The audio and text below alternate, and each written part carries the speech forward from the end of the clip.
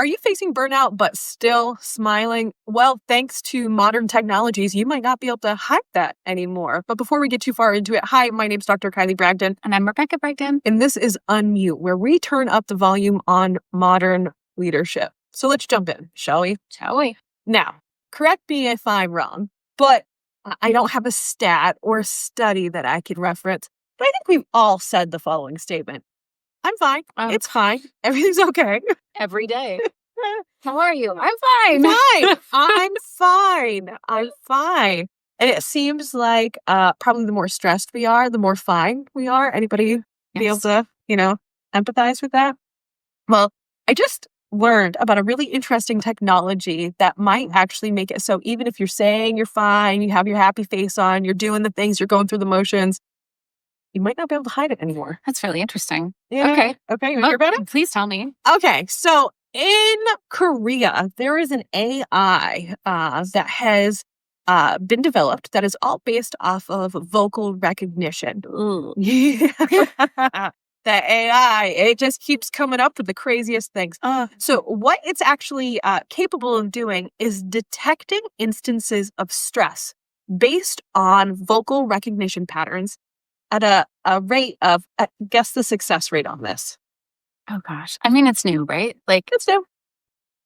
55, 60. 55, 60? Yeah. 70%. Oh. 70%. So let's talk about that. So think about 4 instances where you said, I'm fine, I'm fine, I'm fine. But maybe that really wasn't the case. This technology now has the capacity to identify that at least 3 out of 4 times accurately when you're lying. To prove you're not fine. To prove you're not fine. Okay. Now, the idea that this technology needs to be developed in the first place, I think is worth talking about. Yes. Right? Yeah. Because if we need a tool in order to identify when people are maybe not doing especially well, it speaks to a bigger issue for me personally. Same.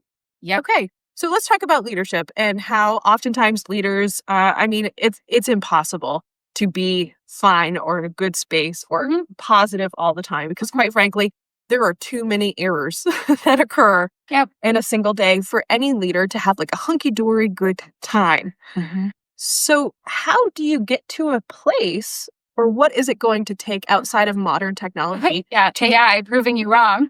For people to be able to like look at the situation for what it is and maybe address it in appropriate ways. So let's start with the root of it. Like why do we feel like we need to always be okay?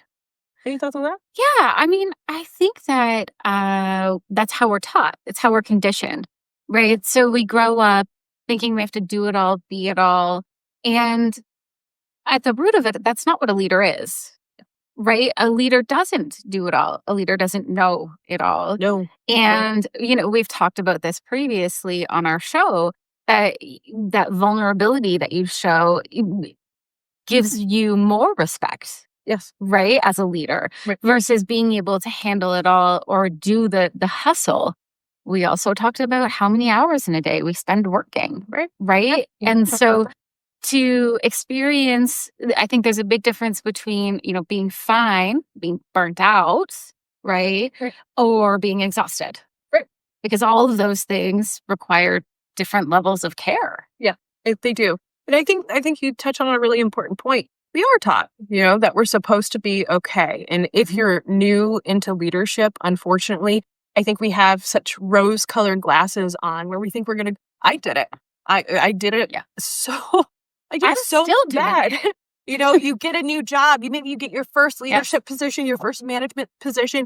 You're going to set the world on fire in all the positive ways. You're going to go and do the thing and make the world a better place. And this is not me saying that you can't make the world a better place because that's what we've structured our life around. What I am saying, however, is just because you're going to make the world a better place, it doesn't mean it's not going to be hard because it is going to be hard. It doesn't mean that it's going to happen in a really short time frame. Yes. You can't do it all. You can't do it all. It's not going to be quick. It's not going to be a snap of your fingers and all of a sudden the world is what you imagine it to be.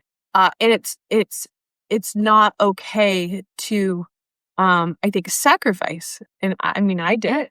I can remember so many days putting in the 18-hour days, it's taking away from my emotional well-being, my physical well-being, sacrificing anything I could kind of like cut away in order to be able to give myself into to do the things because it needed to be done.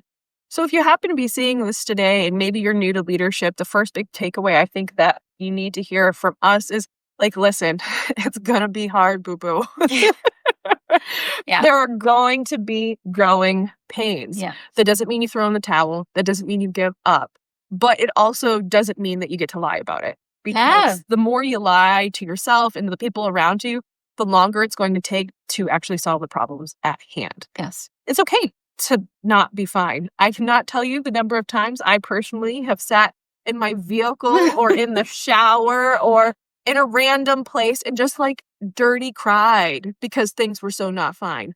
What I am advocating for is to maybe not let it get to that point before you seek out some support. Yeah, absolutely. So we have this technology now that we can invest in where people can detect whether or not you're actually okay.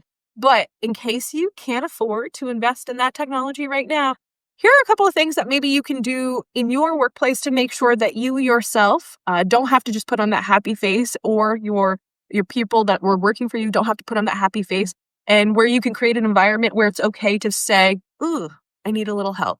Do you have any tips or tricks? Yeah, I think the biggest one that I've had to learn is to say no. Oh, It's to set a boundary, right? You have to be able, that is a huge part of being a leader or being in a leadership position. You need to be able to say no. Yeah. And for your own good or for the good of the people that you're working with or for, or like that work for you. Sometimes saying no not only protects you, it protects all the people around you. Yeah, I think that's a really strong one. And one that I think a lot of leaders, regardless of how long you've been in leadership or management, it's important for you to know, and this is specifically for your teams, so you don't stress them out or burn them out, is you really need to understand the complexities of each position. Before you go and assign another task or another thing to do, really have a full understanding of what their actual workload looks like. Sometimes this is really hard for people who maybe don't have a lot of familiarity with different technical aspects or technology aspects of different roles.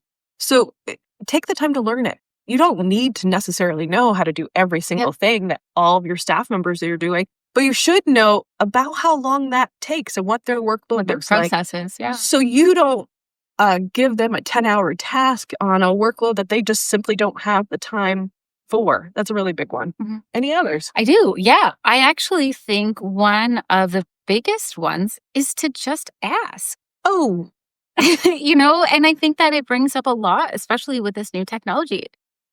I feel like there's this moral complexity that I'm struggling with right now after hearing you talk about that, because we shouldn't need it. Yeah. And as leaders, we should not need to invest in AI technology just because we're scared of the people around us or the people that work underneath us.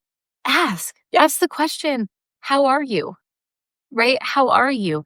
How are you really? Yeah. And what's your workload right now look like? What does it look like? And how much do you have on your plate? Is there anything that you need? These are all questions that as leaders, we need to be asking every day. We ask our kids these questions. Yeah. Right? So why wouldn't we ask the people around us, our colleagues, our peers, and the people that work for us? Yeah. And I think one more just to build on all of that is in order for any of these practices to be useful, the first thing you really need to focus on is that relationship building. Yeah. That human aspect of leadership.